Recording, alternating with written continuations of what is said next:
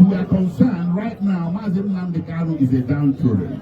It's because he's being detained illegally. He's being persecuted in a very passionate way. And at this juncture, having said all that, I'm going to hand over. Hi everyone, I hope you're all doing great today. Okay, so it pretty much appears we are beginning to make some progress with the campaign for the release of Mazi Nnnamdi Kanu. I mean, just a few little steps here and there, but of course there is still so much more to be done. I want to use this opportunity to applaud Mobilization for what he is doing for the campaign that he just launched to free Mazi Nnnamdi Kanu, which is gaining some traction right now. And I want to also make a proposal of my own. All right.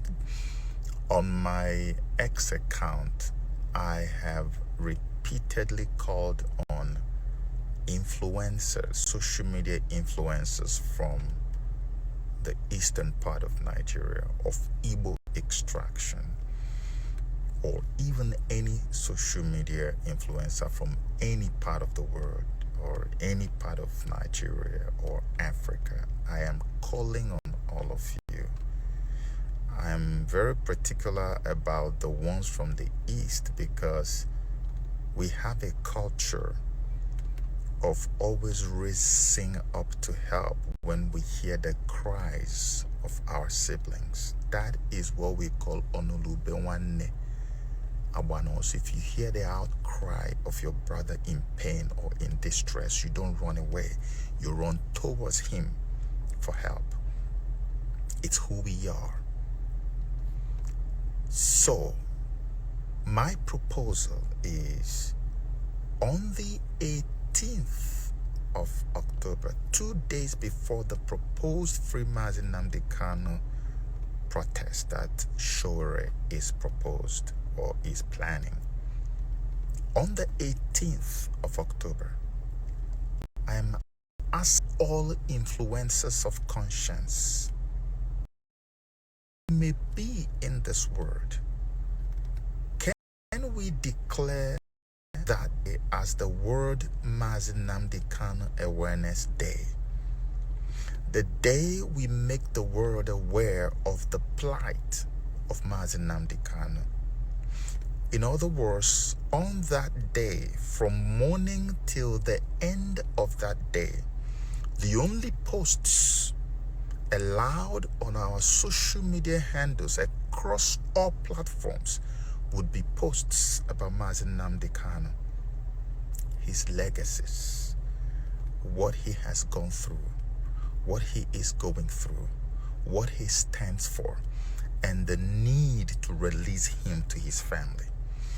We have to do this because it has gotten to the point where this is becoming irritating, especially given that recently the same Nigerian government that is holding Mazi Nnnamdi Kanu in detention for all these years had the effrontery, the temerity to go into a peace talk with genocidal murderers and terrorists who kill Christians and Muslims as well in Nigeria, and allow them to majestically ride into a venue where they had peace talks and meetings with the government. But a man who is a freedom fighter who actually set up an organization to protest the injustices meted out to his people is held in detention. This guy was picked up all the way from Kenya and shipped to Nigeria. They said it was Interpol. Interpol later said they didn't have anything to do with it. They said he was jumping bail. At the end of the day, we are asking, how is it that someone who was sitting at home waiting for his time in court was invaded? The military went to his home and they weren't going there to have a handshake with him. The military didn't invade his home to go and have tea with him. They came armed and they came there violently. And the man literally escaped with his life and went abroad. Eventually, you guys still managed to lure him into the place where you extracted this guy and forcefully brought him to Nigeria to put him in detention. Till this very day, 4 years on, you haven't been able to bring charges. 4 years on. Adjournment, adjournment, adjournment. And while this is happening, you're having meetings with terrorists who have been killing, maiming, decapitating, destroying, disemboweling people, taking over ancestral homelands and farmlands. They were doing it before your meeting. They went after your meeting to continue doing it, and nothing is done to them. How do you continue to justify this? Even if you, as an influencer or as a citizen of Nigeria, even if you had a problem with Mazi Nnnamdi Kanu, can you not look at the double standards? Can you not see the injustice? That this kind of injustice is not just meant for Nnnamdi Kanu. It will come to everybody. When Boko Haram came, we all said, oh, it's far north, too far away from us. Where are they today? They are in Kwara. They are residing in Benue State. They've taken over local governments that once belonged to Christian farmers, and they have renamed them after their own names. And they are spreading further and further down south. Because we saw it then and said, no, as long as it doesn't concern me, I don't need to bother. This is the tragedy of what has happened to our people in Nigeria. It doesn't concern me. That's for them. I think the time has come for us all to wake up. Injustice to one should be injustice to all. Regardless of how you feel about Kanu, regardless of what you think of his movement and campaigns, what is happening is a dangerous precedent. If we allow it to fester, mark my words, everybody will get a share of the bite, of the poisonous, venomous bite of this serpent. This is unconscionable. It is unheard of. It is unbelievable. We have even Boko Haram members that are called, in quote, repentant Boko Haram. They have seasons of releasing hundreds of them.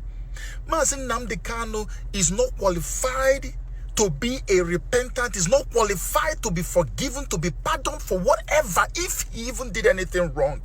But Boko Haram killers who are still killers are being pardoned and reintegrated into the society.